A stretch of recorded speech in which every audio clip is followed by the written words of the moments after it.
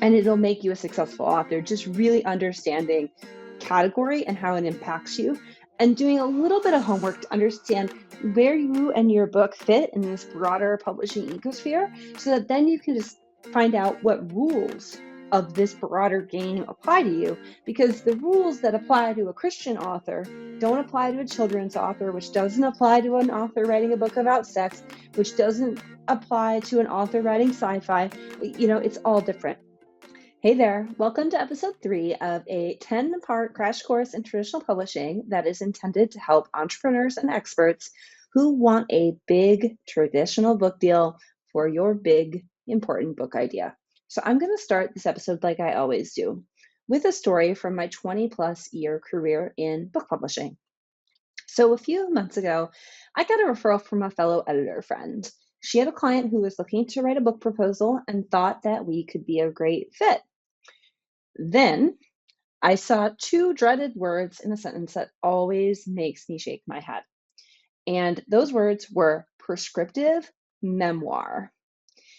Yeah, you're not writing a prescriptive memoir. Like, there is no such thing, and neither is anybody else. No one in the world is writing a prescriptive memoir. That's because it doesn't exist. Now, your book is either prescriptive, meaning how to, as in the prescription you get from a doctor, or it is a memoir, a historical account or biography written from personal knowledge or special sources. And yes, I took that from the dictionary, y'all. I am not afraid to go get a resource. So why this difference? Why this prescriptive memoir issue? Why it even happens at all? Why this ish gets twisted, right? Is the result of a very short-lived fad within traditional book publishing. Okay, do we all remember that Jinko jeans came back for a hot minute last year? Yeah, it's that short, right? It is like a very short-lived fad within traditional book publishing, where prescriptive memoirs were briefly, very briefly, and in my opinion, terribly a thing. So what you need to know about that incorrigible trend is that it's not happening anymore because it didn't work. And it did not work because of a little thing we call category. And that is the focus of this episode. So when we talk about category, most of the time what that means, if we're going to put it in a real life context, when I walk into a bookstore, when I peruse a website like bookshop.org or even Amazon, right, I'm typically looking for something. I am there, as a reader, I've got a book in mind. I want to read a personal story or maybe a novel or perhaps buy a book to solve a problem. I'm coming in there sort of with an objective, right? Because as we all know, like, you don't walk into Target without a plan. That's a bad idea.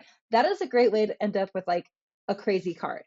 I once ended up with a crazy cart that was like collapsing over itself. And I sent my friend a picture and I was like, this is like me with disposable income. Like, it should not happen. Anyway, it's because I didn't have a list and I went to the garden section. Sorry, not sorry. Okay, let's go back to the bookstore. So usually when someone goes into a bookstore, they are not looking to do all 3 of those things, right? They're not looking to read a personal story, read a fictional novel, and solve a problem most of the time. Now, you might have an occasional reader who's going to go on a binge, or the kind of person that goes to a bookstore once a year and buys a bunch of books. But ultimately, what you're asking someone to do in terms of buying a prescriptive memoir is that they're doing all of those things, right? They want to know a personal story. They want to solve a problem. And for whatever reason, they want that to be directed in a narrative form where they don't actually have to-do lists or anything actionable to work on. Like, it just seems like a lot to ask of a reader. And also, where in the store do you go find that, right? When you have a book that tells a story and also gives advice on a specific problem, I don't know where to find that in a bookstore. Like, where would that be shelved? Where would someone go look for it? Where does someone find it, right? If I'm saying, hey, I want to, well, I wouldn't know where to look. If you're thinking like, wow, I really wouldn't know where to look, Megan. Like, it's a personal story and it's solving a problem and it's written like a novel. Like, where am I going?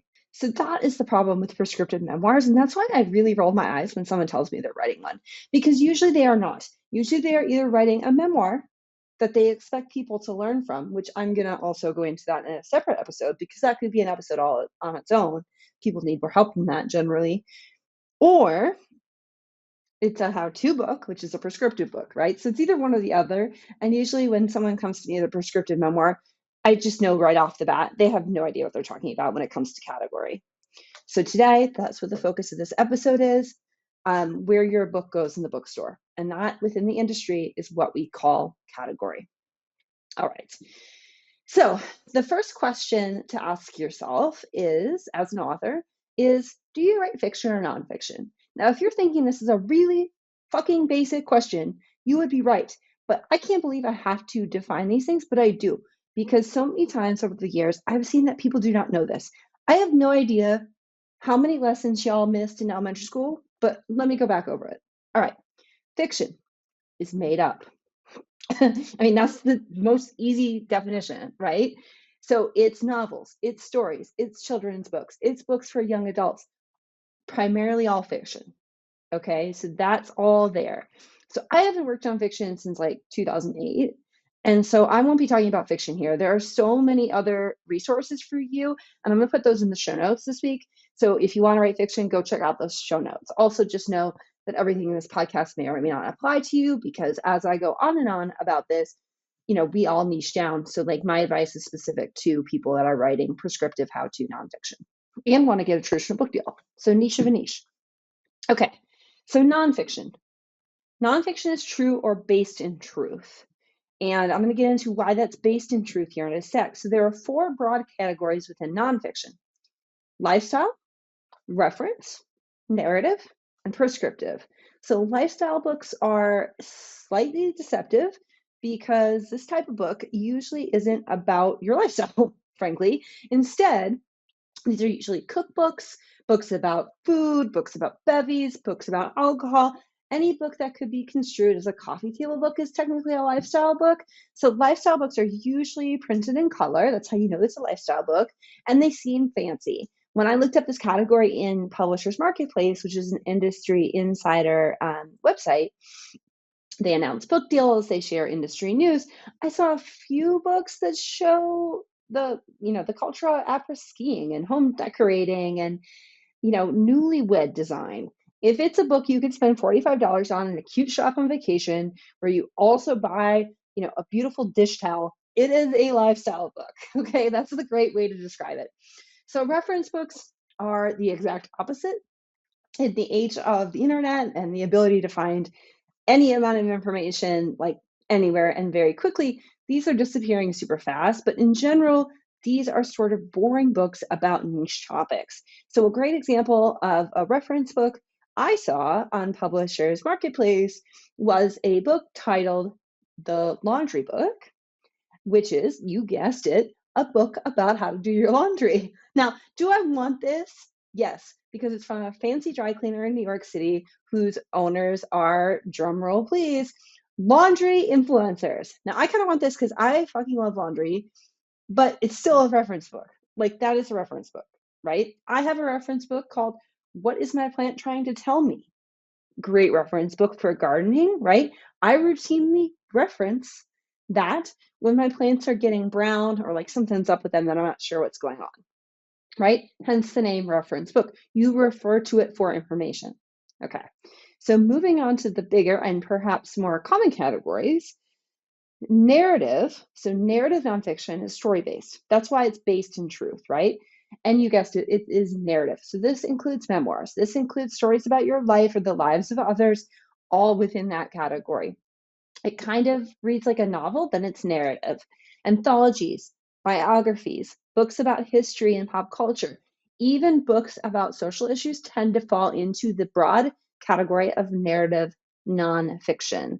I also include politics, current affairs, science, technology, sports, and true crime within the broader narrative nonfiction category. Although that's my choice, it's not always the choice, right? So just to be clear, I don't work on lifestyle books. I don't work on reference books. I don't work on narrative nonfiction, right? So that's the last you'll hear me talk about any of those categories. So if you want to write those kind of books, right, especially memoir, check out the show notes, I'm going to give you more resources that will help you. There's plenty of people that do specialize in those categories, right? So now we move on to what I do work on. Yay, we get to talk about that. Prescriptive nonfiction. This is self-help. These are self-how-to books, right? Prescriptive nonfiction is called prescriptive because these books offer a solution or a prescription for what the reader's problem is. So once I worked with an author for 2 years before she got what I meant by prescriptive, which is like kind of funny. Maybe I mumbled, I don't know. But either way, if you want to write a book to solve a reader's problem, chances are you're writing prescriptive nonfiction. That's just the end, and that is. So let's talk about the categories that fall under this category, under prescriptive nonfiction. So advice, relationship, self-help, that could really be anything, right? Most of the time that means, books about love, books about dating, books about romantic relationships, books about marriage, books about friendship and family, especially those books about dysfunctional parents that are so hot right now on Book Talk. That's in that category. Personal development. So every therapist you've ever seen on Instagram is in the advice, how-to, miscellaneous category. Next, the next subcategory is body, mind, and spirits. A lot of people call this woo or woo-woo because publishing hasn't really updated their terms since the 90s. So this would include books on meditation, spirituality, oracle decks, which technically aren't books, but sometimes publishers do publish oracle decks, so I'm going to throw them in. Often books on death are in mind, body, spirit, and anything that involves a medium, a psychic, a ghost, a paranormal, all mind, body, spirit.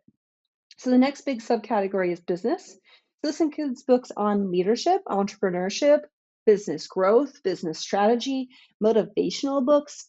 Sometimes they're here if they're related to careers. And of course, the dreaded business parable. So that would be like Who Moved My Cheese, right? Often personal finance is shelved here. Amazon puts business and money together, but often small bookstores will separate those two. And I think that's probably smarter. I don't think of personal finance as a business book, but that's just me. Economics also falls into business. I don't know why, because economics is separate, but maybe it's just because it's the closest. Another big subtitle is diet. We still publish those.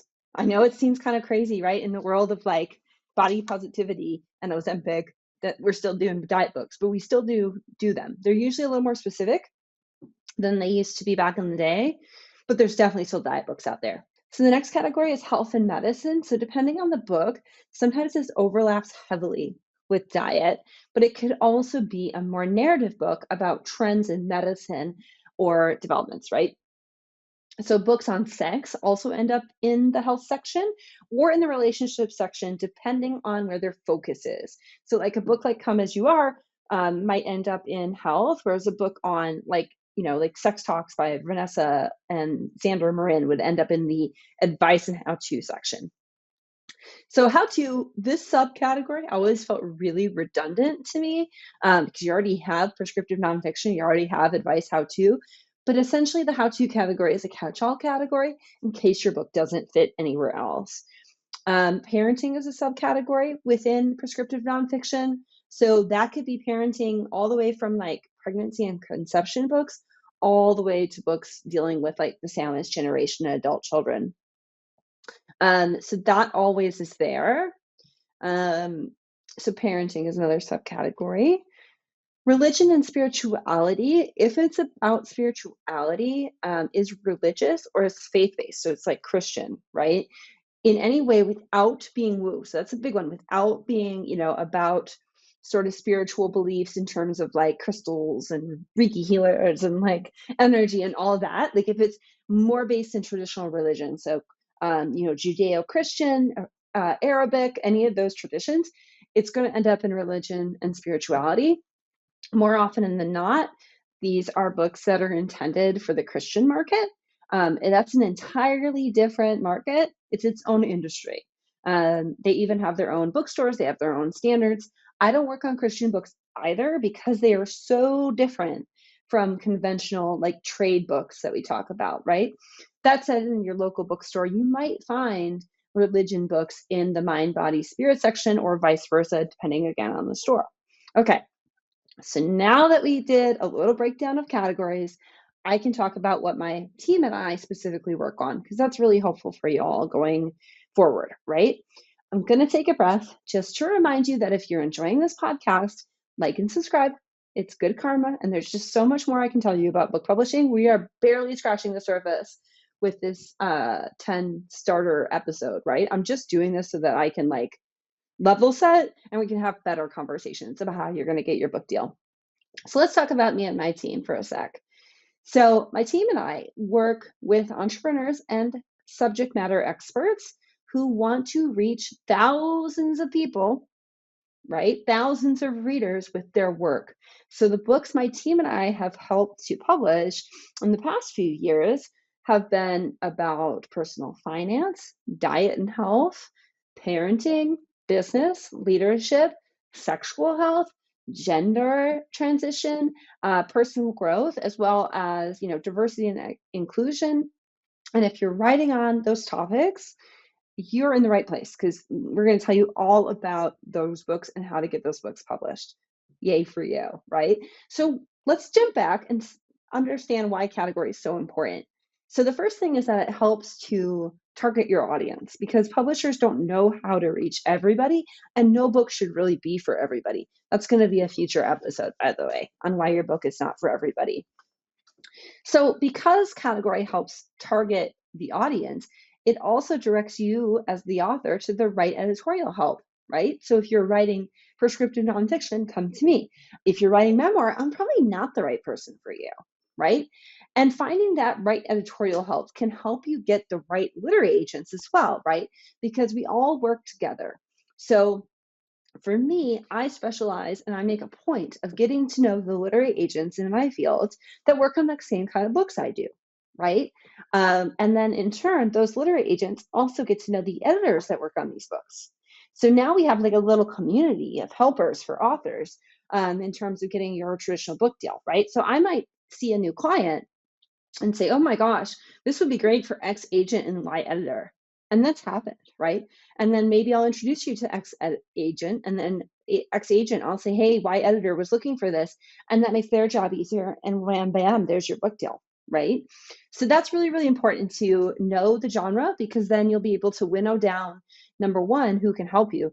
And number two, like who you're going to approach when you do approach agents and editors, because it is way more likely for you to get a book deal when you approach the people that can actually help you and are interested in your book, and eventually help you also to land with a team who understands how to make your book work, understands the potential audience, understands the competition and the market landscape, understands sort of standards within the category, right? Just sort of gets what the audience expects from a self-help book or from a romance book or from a a biography, right?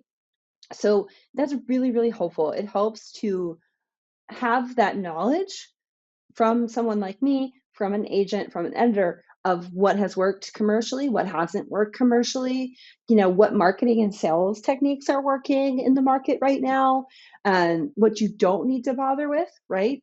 So it can really just help the final outcome of your book, and honestly, the whole journey, by having the right team. And that will set you up for success, because you will end up with a team, whether that's collaborators like us, an agent, a literary agent, an editor, a publishing team, a publishing house, a publishing sales force that knows who wants books like this, right? Who knows which stores to sell your book into, who knows which people at Barnes and Noble or at Amazon or at Bookshop or any of the stores that like this kind of book. It helps all those booksellers at the stores themselves, the people that work at bookstores, to shelve and categorize your book correctly, right? And that all in turn helps readers find your book. It sounds really convoluted, and it is a very long path, but understanding your category is going to help you most often at the beginning of your career, which is really when you're listening to this podcast, right? And then all along the way. And it'll make you a successful author, just really understanding category and how it impacts you, and doing a little bit of homework to understand where you and your book fit in this broader publishing ecosphere, so that then you can just find out what rules of this broader game apply to you, because the rules that apply to a Christian author don't apply to a children's author, which doesn't apply to an author writing a book about sex, which doesn't apply to an author writing sci-fi. It's all different. So we want to know our category, right? And we definitely fucking need to know the difference between fiction and nonfiction. All right, can we just all agree on that? Okay, I'm done with my rant now. Please don't come at me with like I'm writing creative nonfiction. There's no such thing. That's like an English course. That's not like real. Okay. Anyway, so this is lesson 3 of your one-on-one curriculum of traditional publishing for entrepreneurial authors, right? I'm going to say that again because this podcast is made for experts and entrepreneurs who want a traditional book deal, right? And who are going to write, a prescriptive nonfiction, how-to, self-help book in all of those categories I mentioned. So if you missed any of the previous episodes, go back and listen, because I know you're going to want them for the next episode, because that's where I'm going to introduce my proprietary framework that's going to walk you step by step through how you can get a book deal. And until then, cheers to your success.